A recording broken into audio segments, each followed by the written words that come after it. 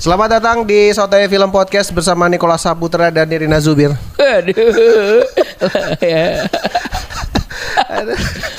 Aduh, selamat datang di episode review film dari Sotoy Film Podcast untuk episode film Paranoia dari Miles Production. Betul. Yang diperankan oleh Nicholas Saputra, Nirina Zubir, terus ada siapa? Lukman Sardi dan Kathleen North Lewis ya. Sepupunya Mike Lewis. Kayaknya sama-sama bule. Sama Lewis bule Bali. Bule Bali. Iya. Bali banget lah pokoknya ya. Terus kalau film Paranoia sendiri sebenarnya ceritanya ya cukup simpel lah ya. Maksudnya nggak berribet-ribet lah. Maksudnya ceritanya adalah Nirina Zubir berperan sebagai Dina yang kabur dari suaminya yang Gion, Lukman Sardi, bersama anaknya Laura, yang ngerasa parno banget sama suaminya karena si Gion ini bisa dibilang penjahat lah ya. Iya. Dan kita asumsikan juga dia kayak antek-antek bandar narkoba lah. Iya. Yang di penjara. Dan ya setupnya tuh adalah ini tuh terjadi di masa pandemi. Betul. Di awal-awal pandemi. Dan iya, kemungkinan kayaknya Gion harusnya ditahan lebih lama dan dia keluar karena kebijakan Menkumham saat itu yang harus mengeluarkan beberapa narapidana itu. Jadi relate banget lah ya dari suasana, dari settingan waktu juga relate banget. Iya, betul. Kurang lebih sinopsisnya sebenarnya itulah kaburnya Nirina dari suaminya yang serem ini nih.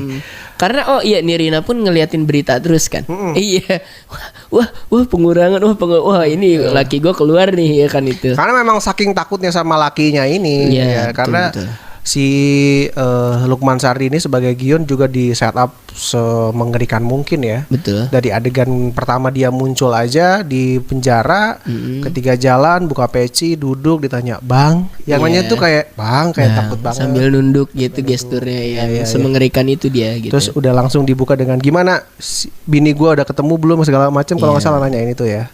Terus situasi parnonya Nirina pun udah disetting dari awal yang dia naik mobil nggak sengaja ngegeleng kucing itu kan udah wah dia beneran punya pemikiran yang kayaknya ini kenapa sih dia banyak pikiran banget gitu kayaknya kan. Yeah. Karena kan paranoia sendiri bisa dibilang artinya ya ketakutan yang berlebih lah ya. Betul. Dan memang pusatnya di sini Nirina ini ya karena takut sama suaminya ini. Semuanya sebenarnya di setupnya mengerikan sih dari dari kualitas Lukman Sardinya gitu ya. Terus dari Nirinanya, kemudian dari scoringnya juga menyeramkan. Dari tone colornya pun bagus. Suram ya. Iya. Suram jadi sesuai lah gitu sama situasi yang terjadi di keluarga mereka itu gitu. Dan kalau orang yang tadinya nggak tahu sama sekali ini paranoia soal apa, ketika duduk dan nonton ngelihat semua visualnya, ini film thriller pasti. Pasti iya betul. Udah betul. Pasti setuju gitu. Pasti langsung. Pasti setuju thriller. Sebenarnya di setupnya bagus banget ya dengan melihat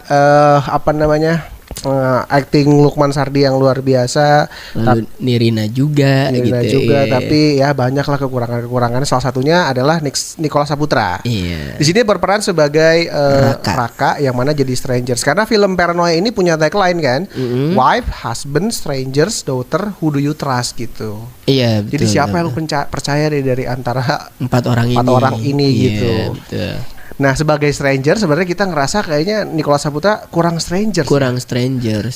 Dia tuh. Terus tadi lu bilang apa, Nicholas Saputra ya sebagai Nick sama aja. Iya dia tuh nggak jadi siapa-siapa. Karena ya udah kita nggak ngelihat dia kayak Rangga, kita nggak ngelihat dia kayak siapa Bono yang di Aruna dan Lidahnya. Ya udah Nicholas Saputra aja sebagai strangers yang menurut kita kurang strangers gitu. Kalau dari cast sebenarnya mah bagus-bagus lah ya. Bagus sebenarnya. Nggak ada yang sekiranya kurang atau apa. Iya, dan kualitas acting mereka pun nggak diragukan kan. Ya kecuali si Kathleen. Sebenarnya Kathleen juga kurang di ketika dia dialog aksennya dia sih. Iya. Jadi kayak agak kagok. Itu tuh bikin kita bertanya-tanya juga karena ini kan Lukman dan Nirina pasangan lokal berdua. Betul. Kenapa anaknya bule? Kenapa anaknya orang yang ngomong bahasa Indonesia pun sulit gitu. Iya kan? Iya. Ya pokoknya intinya emang film ini penuh misteri sih. Kita juga nunggu-nunggu gitu karena apalagi kalau ngelihat pergerakannya si Lukman Sardi ya dari yang ketika dia ngejar si Nirina itu yang ketemu sama penjaga villa. Kita udah tahu nih pasti ada sesuatu yang buruk terjadi sama si mas-mas penjaga villa ini. Betul. Nggak akan baik-baik aja gitu. Terus juga ada adegan yang dia mukulin Nirina, pingsan, habis itu bisa makan dengan enaknya gitu kan. Pokoknya psikopat sebenarnya psikopat banget si Nirina, gitu. Si Lukman Sardi itu gitu. Iya. Dan apa namanya? Oh sebenarnya inti dari ini tuh pelarian Nirina tuh kenapa Nirina lari karena Nirina nyimpen patung yang begitu diinginkan oleh Lukman Sardi. Betul. Oleh Gion. Oleh Gion betul. Iya, si Ibu Dina ini menyimpan patung yang sangat diinginkan oleh Gion. Padahal ada sempat niatan Dina ngejual. Betul. Iya kan, menjual ke kolektor karena tadinya belum tahu itu patung apa. Patung apa? Karena kalau lihat kita yang ngerti patung ya patung biasa. Iya. Cuman patung dari Papua katanya kalau nggak salah ya kan disebutnya. Tapi ternyata di dalam patung itu ada sesuatu yang memang dikejar banget sama si Gion ini. Iya. Yang nilainya gede gitu. Katanya. Sebenarnya si Gion sempat bilang juga sebenarnya emang patung itu harganya cuma 1M. Tapi yang penting itu apa sih menurut dia supaya jadi modal dia ya untuk membalikan apa gitu pokoknya. Betul. Karena ada sosok yang disebut yang nggak tahu siapa tapi disebut namanya Om Bram. Iya betul. Yang dengar namanya aja Om Bram terus si Lukman Sardi yang mengerikan aja ketika dengar Om Bram tuh takut banget. Gue juga pas nonton berharap apakah nanti si Om Bram ini ada gitu, iya. Ya. Terus apalagi Bar kejanggalan-kejanggalan yang tadi lu bilang ini apa? Yang Niksap yang apa? Niksap dia ketika si Laura nanya-nanya tentang patung, Niksap kan terlihat nggak ngerti sebenarnya kan. Cuman dia punya koleksi patung. Betul. Tapi nggak terlalu ngerti. Cuman sepertinya karena dia punya patung, dia punya kenalan yang ngerti. Ditanyain lah oleh dia, patung ini berapaan harganya ke seseorang yang identitasnya nggak dilihat. Betul. Kita sebagai penonton film thriller ya. Harusnya udah berharap ini yang dicat jangan-jangan kenalan si Gion. Betul. Yang di setup dengan baik gitu. Iya. Jadi wah Gion jadi tahu ada yang punya nih gitu. Jadi kan berhubungan gitu. Karena kita kan dikasih tahu Gion ini mengerikan banget. Apakah mungkin Gion ini saking mengerikannya udah memonopoli semua kolektor-kolektor barang antik. Jadi kalau ada dengar kabar patung yang dicari Gion, kasih tahu Gion. Tapi ya udah just cuman WhatsApp aja terus nggak ada apa-apa lagi. Kenapa identitasnya harus tidak diliatin gitu? Iya. Kalau mungkin males nambah-nambah pemeran lagi gitu. Iya karena kan ya mungkin beres pandemi kan lumayan lah kalau produksi budgeting ya segala macam. Apalagi itu 3 aktor besar kan. Itu bayarnya mahal-mahal. Mahal. Kalau dari yang disuka dan tidak disuka dari lu apa Bar? Yang gue suka Lukman Sardi beserta karakternya Gion berarti. Gue suka seluruh gerak-gerik Gion kecuali ending yang bodoh. Endingnya bodoh sekali. Ending yang terlalu unik menurut gue. Dan yang gak gue suka yaitu cara mengungkapin si Strangers Niksap ini terlalu mudah untuk ukuran film thriller. Karena cukup buka Google, klik namanya, sudah ketemu. Tidak ada sulit-sulitnya. Tidak ada sulit-sulitnya. Untuk Stranger kurang Stranger sih.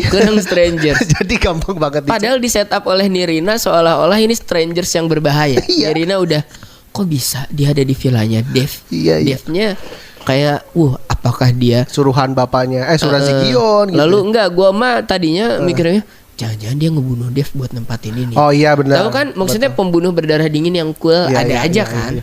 Iya. Karena patokan kita sama tagline-nya itu kan yang who do you trust itu tuh. Iya. Kita semua jadi enggak percaya nih. Ternyata dia cuma arsitek yang pengen ngebenerin villa. Udah loh. Dia bawa meteran bawa. Itu mah diperanin sama Komoriki juga bisa sebenarnya enggak perlu diniksa. Itu yang enggak gue suka. Terlalu mudah. Kalau gue sih ya selain Lukman Sardi gue sih suka juga sama Nirina. Di sini Nirina tuh kelihatan yang putus asa banget gitu, udah kebingungan. Pokoknya gue gimana caranya harus kabur dari si Gion ini. Karena kan rencananya memang ujung-ujungnya ke Singapura, walaupun memang dari Bali itu ke Batam dulu ya. Bali itu pelarian terakhir dia. Sebelum akhirnya ke Batam dan ke Singapura supaya gak bisa di reach lah sama si Gion ini. Kalau dari skor Bar? Ya lu yang gak sukanya belum? Gak suka ya? Gak sukanya Sama ending sih pasti, sama ending yang bodoh sekali gitu. Kita melihat ya jadi runtuh aja ke seremannya si Lukman Sardi. Yang bikin apa kata lu, penonton di depan lu sampai gimana? Penonton di depan gua nih yang nonton endingnya itu langsung lah gini doang. Itu tuh ekspresinya sangat kecewa sekali, sudah membuang waktu 1 jam 42 menit untuk melihat ending yang seperti itu. Itu yang gak gua suka. Skor gua kasih 6,5. Gua setengahnya 6. Untuk Nirina dan Lukman Sardi. Iya. Gua 6. 3 Nirina, 3 Lukman Sardi. Udah. Kathleen ya wajar, maksudnya ya baru kita gak ngelihat gimana karakternya pun ya emang anak ABG aja yang mau bertumbuh ke 17 tahun lah gitu yang kalau Niksap udah ganteng aja. Ganteng aja gitu ya. Dan memang sering dipakai Mamiles kan. Itu aja udah. Yaudah kalau gitu terima kasih yang selalu menonton di YouTube ataupun juga mendengarkan di Spotify. Terima kasih, nanti ketemu lagi di episode selanjutnya and bye. Bye.